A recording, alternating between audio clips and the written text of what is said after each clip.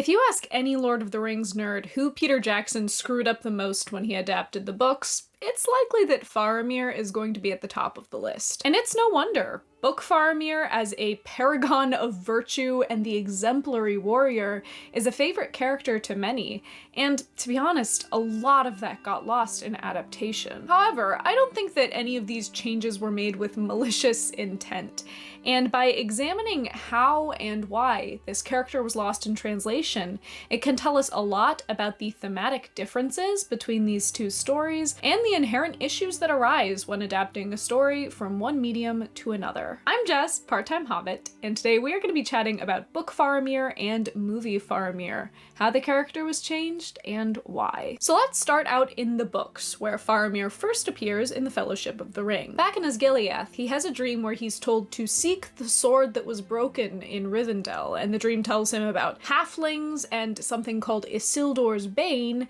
and basically just implies that something is going to be going down in Rivendell. Faramir tells his brother and father about the dream, who both decide that it's best if Boromir, not Faramir, goes to Rivendell to check this out. Boromir is the favored son. He's brave and bold and next in line for the throne, and seems like the obvious candidate for an epic quest, even if it was Faramir that was initially called. So even from the get-go, before we meet Faramir, we have an incredibly vivid impression of his character and his relationships. He's shown to be level-headed and observant, and as we watch Boromir slowly fall prey to the ring's influence, it's made more and more clear that Boromir was not meant to be the one on this quest. It should have been Faramir, and this must have been incredibly devastating for Faramir to realize, especially when he found his brother's body floating dead in the river. I've also realized that I've been switching between Faramir and Faramir as I'm talking, and it's too late to go back and re-record it, so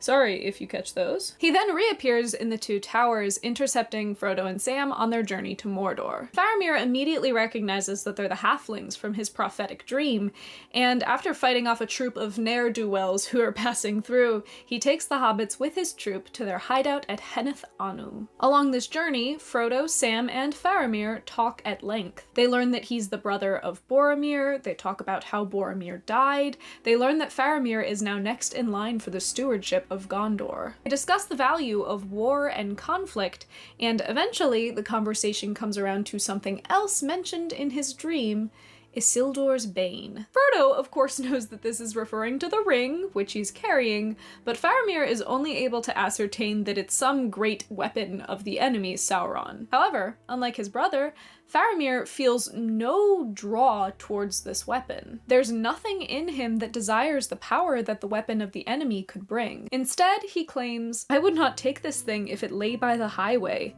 Not were Minas Tirith falling in ruin and I alone could save her, so using the weapon of the Dark Lord for her good and my glory. No.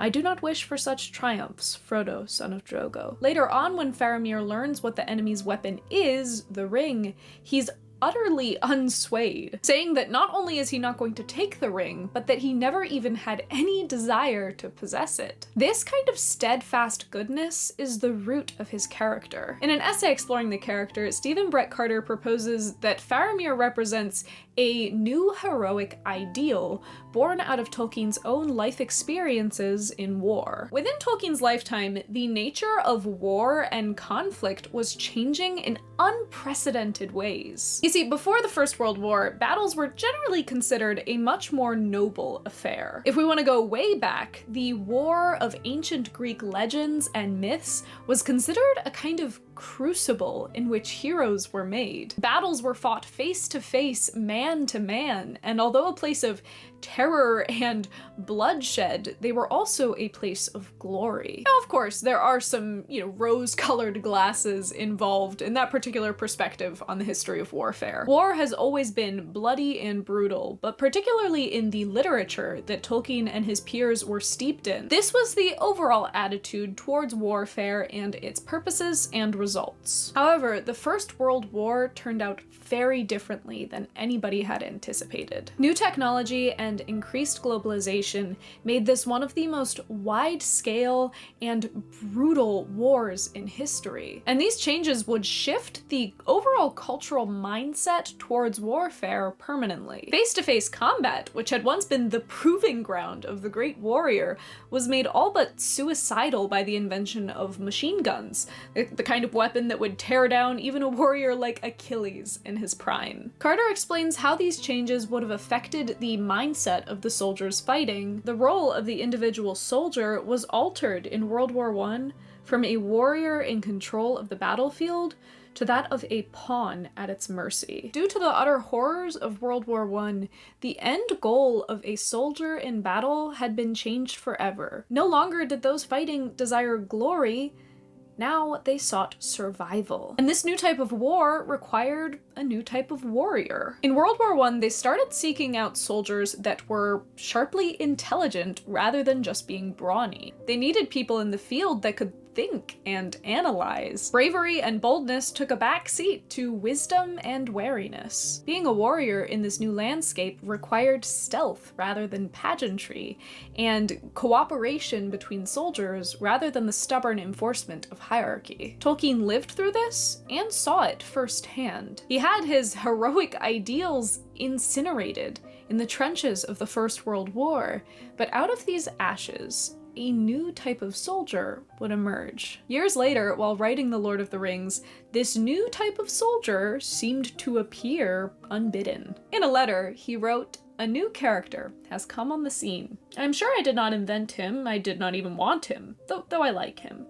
Faramir, the brother of Boromir." Faramir was this new warrior that Tolkien had seen created in World War I. In the Two Towers, he shows himself to be a master of stealth and camouflage. He's incredibly intelligent and well-educated, as we see in the battles that he fights in, and it seems that he's bonded very well with all of his soldiers. He's incredibly intelligent, as we see through the battles that he fights in, and it seems that he has bonded with all of his soldiers regardless of his or their station. Upon seeing Faramir's face for the first time, Pippin calls him a captain that men would follow, that he would follow, even under the shadow of black wings. This was the kind of captain that wouldn't seek glory, but would help ensure survival. Faramir is the antithesis to the character of Boromir, who's supposed to represent traditional heroic ideals. Faramir is subtle where he is strong, and humble where Boromir is proud. He expresses distaste for conflict of any kind, and he says that war must be while we defend our lives against a destroyer who would devour all. But I do not love the bright sword for its sharpness, nor the arrow for its swiftness, nor the warrior for his glory. I love only that which they defend. This seems to reflect Tolkien's own conclusions about war, which he once called an utterly stupid waste. The Lord of the Rings, written with a foot in the medieval tradition, could kind of have a tendency to glorify war. We see these incredible battles throughout the ages and have heroes like Aragorn who make their name and find their identity on the battlefield. But through Faramir, Tolkien nudges the themes of the story towards his true feelings. He condemns war, and through Faramir's unwavering goodness, shows us that the new heroes that have come out of the First World War are far superior to any mythic precedent. The fact that Faramir has no interest in the ring isn't just a way of showing us that he's a really solid guy, it's central to his character. Boromir desired glory and battle, and although those traits aren't evil, the ring was able to twist those to its purposes. Faramir, however, saw warfare for what it was, a necessary sometimes, but shameful waste. And his complete rejection of the ring and the shallow power that it could offer him is the natural conclusion to his character. And that brings us around to the Peter Jackson movies, because he chose to change this moment and thus fundamentally altered the roots of Faramir's character. In the movies, Faramir finds Frodo and Sam on their way to Mordor, but instead of, taking them along for the journey and giving them food, he immediately holds them prisoner. Faramir quickly learns that Frodo has the ring, and in order to prove himself to his cruel father, he decides that he is going to kidnap the two of them and take Frodo and the ring to Gondor. It's only once he sees the full scope of what the ring has done to Frodo, when he almost just hands it straight off to a Nazgul, that Faramir realizes the ultimately corruptive power of the ring and decides to let them pass through. This is a pretty major change, but let's talk about some of the reasons why it may have been made. In The Two Towers, Peter Jackson intercuts the three running stories so that from scene to scene, we're watching all of the characters kind of advance through the plot together. And I do feel like this was a necessary choice, because otherwise it would have just been like 3-hour-long movies awkwardly butted up against each other. However, this also meant that they needed to find a climax for The Two Towers, a big major event to happen at the end that they can build to. Maintaining this structure of building to a climax is something that's not quite as important in a novel, especially a trilogy of 3 continuous novels like The Lord of the Rings, but for the kind of movie that Peter Jackson was making, a big Hollywood blockbuster, it was pretty essential. Jackson decided to use the Battle of Helm's Deep as this climactic point, and spent the entire movie building up to this epic battle. However, this left Frodo and Sam's story in a pretty awkward place. In the books, Frodo faces off against the giant evil spider Shelob at the end of The Two Towers. However, the writers were afraid that the action sequence of Frodo and Shelob would conflict with the Battle of Helm's Deep and kind of compete, and so instead they decided to move Frodo and Shelob to the 3rd movie. But this left them with a gap at the end of The Two Towers. They needed a kind of B-plot level conclusion for Frodo and Sam that would fit in with the cheery, victorious atmosphere that we got from the other storylines at the end of The Two Towers. So instead they decided to enhance the incident with Faramir, making it a little more touch and go before the resolution occurs, as opposed to the books, where their journey with Faramir is more of a respite. It also gives us a little mini arc for Faramir's character, showing us that he wasn't always perfect, and letting us watch the development for him to go from being a flawed person to more like the character that we see in the books. This is a potentially more interesting choice for the character, especially for those that don't already have the nuance of the character from reading the books, but it certainly does alter the thematic value of the character. But next up, we should talk about his relationship with his family, especially Denethor. In the books, Denethor is presented as a legitimately good and wise leader. He's kept Gondor trucking along for years, and even when faced with Gandalf, who, although beloved and amazing, is admittedly kind of a manipulator, he holds his ground. Watching their confrontation, Pippin remarks, "Denethor looked indeed much more like a great wizard than Gandalf did. More kingly, beautiful, and powerful. And older." With Denethor, we find a tragic story of the same scope and drama of the great tragedies of old. You see, in a classical sense, tragedy means much more than just a sad story. The word tragedy actually means goat song, which is quite possibly the only fact that I remember from my freshman year history of theater class. The Greek story Oedipus Rex is the quintessential example of the classical tragedy. In the play, we meet Oedipus, a great king who seems to be on top of the world. He's wise, brave, noble, and greatly loved by his people. But throughout the events of the story, we watch in horror as this great man's great life is torn to pieces. He learns that his entire life has been a lie, that he's actually adopted, that he killed his birth father years ago, and that the woman that he has taken as his wife was the woman that gave birth to him. Throughout the play, we watch all the lurid details as Oedipus falls from a place of power and adoration to a place of utter despair and depravity. This is the kind of tragedy that Tolkien was evoking with Denethor. Denethor was a good man, maybe even a great man, but in The Return of the King, we watch his plummet from grace to misery. Meanwhile, Peter Jackson gave us a cartoon villain. And that sounds mean, and maybe it is. The character that Peter Jackson gives us is utterly despicable and repulsive. From him jumping on the opportunity to coat he and his son in oil, to his simply groundbreaking salad-eating techniques. He's a character that everyone loves to hate from the first moment he appears on screen. But all that being said, it would have been very, very difficult to develop a character with the level of complexity that Tolkien was able to develop in the amount of screen time and space that Denethor was able to have. They had to simplify the character somehow, and while I think it's a crying shame that we don't get to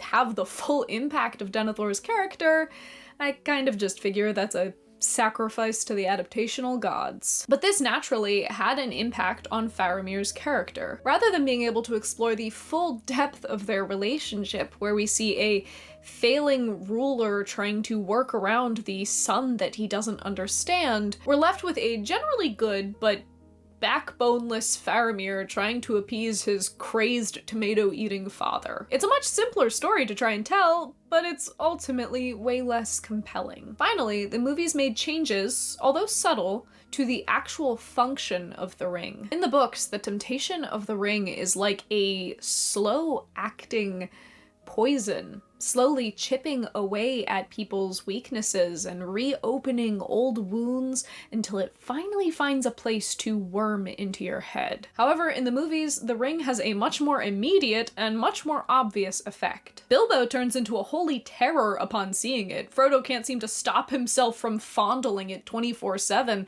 and Gollum goes from being a happy little guy to a slavering maniac in 1.2 seconds when he sees it. The ring doesn't take its time or target weak spots, it hits you like a 18-wheeler going 80 miles per hour, affecting the weak and the strong very similarly. And not to sound like a broken record, but I do get why this happened. Gradual internal changes in a character are a very hard thing to express through the visual medium of film, especially when you're preaching to an audience that's primed for a Hollywood action blockbuster. Thus, subtleties were lost in an effort to get a comprehensible story out. But these issues with the ring come to a head with Faramir. In the books, the ring just couldn't get a foothold to manipulate Faramir. He was good and strong and put no merit in the value of power alone, and so it had nothing on him. However, in the movies, the ring has proven itself to be an insanely and instantly powerful tool of corruption, even badly affecting the likes of Gandalf and Galadriel. They've been building this aura around the ring that anyone who sees it is likely to go instantly buck wild, so to have Faramir respond to it in the exact same way as he did in the books may have been a little bit out of place. It may have deflated some of the mounting tension around the ring, something that you really didn't want to do in a movie dedicated entirely to showing how much Frodo was being affected by the ring. Because of the undue and unsubtle power that they gave the ring, they really didn't have any choice but to have Faramir be affected just the same way as everybody else was. I really feel like they wrote themselves into a corner with Faramir. Due to the changes that they had already made for other reasons, they were unable to represent his character faithfully without totally undoing all the work that they'd just done. Despite this, movie Faramir certainly isn't morally repellent. We see that even though he's in a tough spot,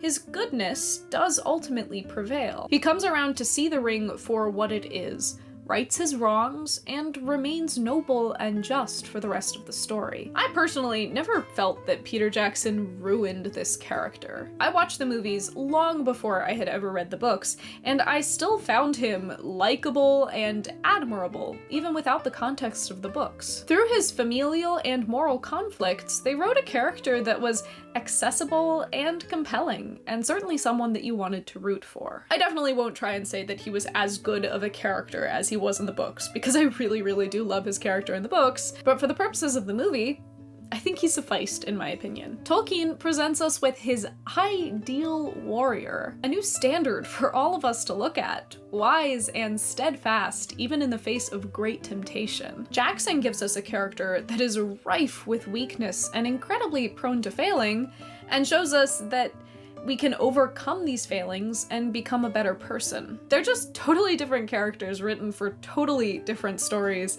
so Comparing the two of them can feel a little bit like, you know, apples to oranges, but it does tell us a lot about the limitations and the inevitable losses that occur in adaptation. I wasn't able to discuss Faramir's full character arc through The Return of the King in this video, but I would love to talk to you guys about it in the comments and hear some of your thoughts about it. I know this issue can be a real kind of hot button topic, so please just remember to stay respectful and decent to both the stories and each other, but I can't wait to hear what y'all have to say. If you got to this point in the video, you might as well subscribe. This community is growing at a frankly quite overwhelming rate, and I'm very, very grateful to each and every one of you that have chosen to join it. My Instagram is linked in the description if you want to see a little bit more content from me, as well as a Google form for you to submit video ideas, and the link to my Ko-fi, just if you want to send me a couple of dollars. Thank you all so much for liking, subscribing, and just watching the video, and I hope that you all have a very happy, hobbity day.